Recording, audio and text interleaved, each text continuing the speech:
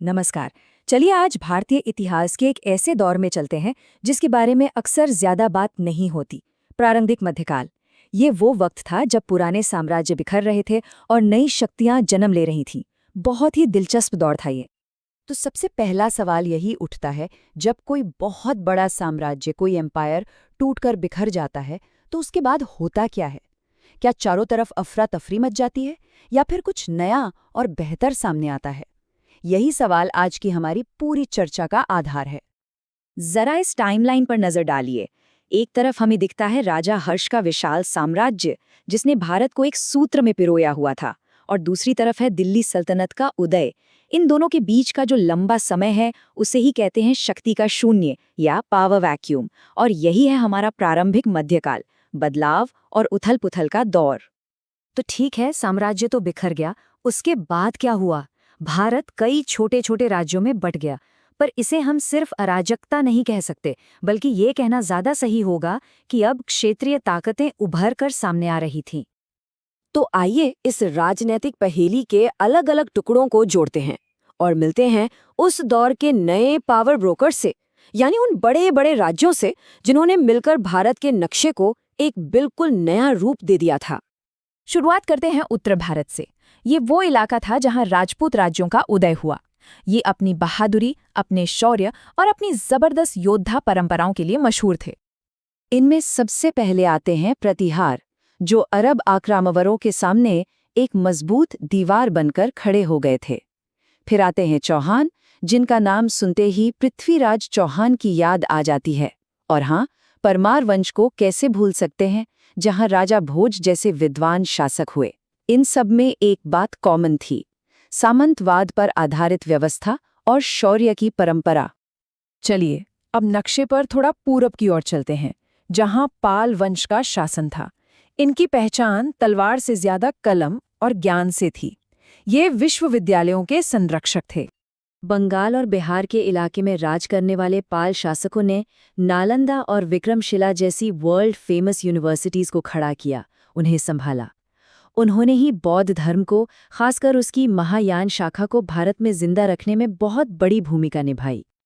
और अब रुख करते हैं दक्षिण भारत का, जहां उस दौर की शायद सबसे ताकतवर शक्ति का उदय हुआ, चोल साम्राज्य। ये सिर्फ जमीन के राजा नहीं थे, ये तो समंदर के स्वामी थे। यहाँ देखिए क्या कमाल की बातें हैं। राजराजा प्रथम और राजेंद्र प्रथम जैसे महान राजाओं ने चोल साम्राज्य को बुलंदियों पर पहुंचाया। उनकी सबसे बड़ी ताकत थी उनकी नौसेना, उनकी नेवी। इसी के दम पर उन्होंने श्रीलंका से लेकर दक्षिण पूर्व एशिया तक अपना असर डाला और समुद्री व्यापार पर कब्जा कर लिया। तंजावुर का शानदार बृहदेश्वर मंदिर आज भी उनकी ताकत की गवाही देता है। अच्छा, उत्तर और दक्षिण के बीच यानी दक्कन के पठारी इलाके में राष्ट्रकूट एक बहुत बड़ी शक्ति बनकर उभरे। वे अपनी शानदार कला के लिए तो जाने ही जाते थे, साथ ही अपने पड़ोसियों से उनके युद्ध भी लगातार चलते रहते थे। जैसे राष्ट्रकूटों का बनाया एलोरा का कैलाश मंदिर। सोचिए, एक ही चट्टान को काटकर बनाया गया दुनिया का सबसे बड़ा मंदिर। ये तो कमाल ही है। और सिर्फ वही क्यों, उस इलाके में चालुक्यों और पल्लवों की वास्तुकला की छाप आज भी महाबलीपुरम जैसे मंदिरों में जिंदा है। तो ये तो हुई राजाओं और राज्यों की बात, पर आम लोगों की जिंदगी कैसी थी? इस राजनीतिक उथल-पुथल ने समाज को किस तरह से बदला, आइए देखते हैं। इस दौर की सबसे बड़ी सामाजिक सच्चाई थी सामंतवाद। मतलब एक पिरामिड जैसा सिस्टम था। सबसे ऊपर राजा, जो अपने सरदारों यानी सामंतों को जमीन देता था। ये सामंत किसानों से टैक्स वसूलते थे और जरूरत पड़ने पर राजा को सैनिक मदद देते थे। और सबसे नीचे थे किसान, जो असल मेहनत करते थे। इस दौर में महिलाओं की स्थिति की कहानी भी बड़ी दिलचस्प है, क्योंकि ये पूरे भारत में एक जैसी नहीं थी। एक तरफ उत्तर भारत में बाल विवाह और पर्दा प्रथा जैसी चीजों की वजह से उनकी आज़ादी कम हो रही थी, तो वहीं दूसरी तरफ दक्षिण भारत में हमें रानियां, अंदल जैसी कवयित्रियां और देवदासियां दिखती हैं, जिनकी समाज में एक सक्रिय भूमिका थी। राजनीतिक और सामाजिक बदलावों के अलावा ये दौर सांस्कृतिक रूप से बहुत ही ज्यादा जीवंत था। असल में इसी समय उन क्षेत्रीय संस्कृतियों की नींव पड़ी जिन्होंने आगे चलकर आधुनिक भारत को उसका आज का स्वरूप दिया। धर्म की बात करें तो इस समय हिंदू धर्म का काफी विकास हुआ। बड़े बड़े मंदिर बनने लगे और भक्ति आंदोलन की लहर फैलने लगी। वहीं बौद्ध धर्म अब कमजोर पड़ रहा था, हालांकि पाल राजाओं की वजह से ये पूर्व में बचा रहा, और जैन धर्म का प्रभाव पश्चिम और दक्षिण भारत में काफी मजबूत था। और हाँ, मंदिर अब सिर्फ पूजा पाठ की जगह नहीं रह गए थे, वो अपने आप में एक इंस्टीट्यूशन बन गए थे। वो बड़े बड़े आर्थिक और सामाजिक केंद्र थे। उनके पास अपनी जमीनें होती थी, वो कला को बढ़ावा देते थे, मतलब वे समाज के केंद्र में थे।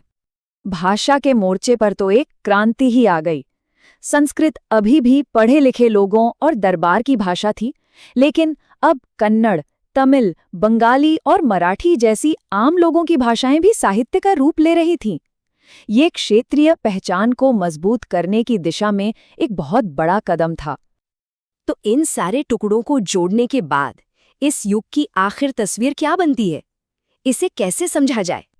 देखिए, अक्सर इस दौर को अंधकार युग या डार्क एज कह दिया जाता है, पर यह सच नहीं है। असल में ये राजनीतिक बिखराव कोई नाकामी नहीं थी, बल्कि ये एक ऐसी खूबसूरत और जीवंत सांस्कृतिक पच्चीकारी का जन्म था जहां भारत के हर क्षेत्र ने अपनी एक अलग अनूठी पहचान गढ़ी। और यही इस दौर की सबसे बड़ी विरासत है। आज हम भारत में जो अलग अलग क्षेत्रीय पहचानें, भाषाएं और संस्कृतियां देखते हैं, उन सब की जड़ें, उन सब की नींव इसी दौर में रखी गई थी। और ये पूरी कहानी हमें एक बहुत गहरे सवाल पर लाके छोड़ देती है। क्या एक बड़े साम्राज्य की एकता के मुकाबले अलग अलग मजबूत क्षेत्रीय पहचानें ज्यादा लंबे समय तक टिकती हैं? इस पर सोचिएगा जरूर।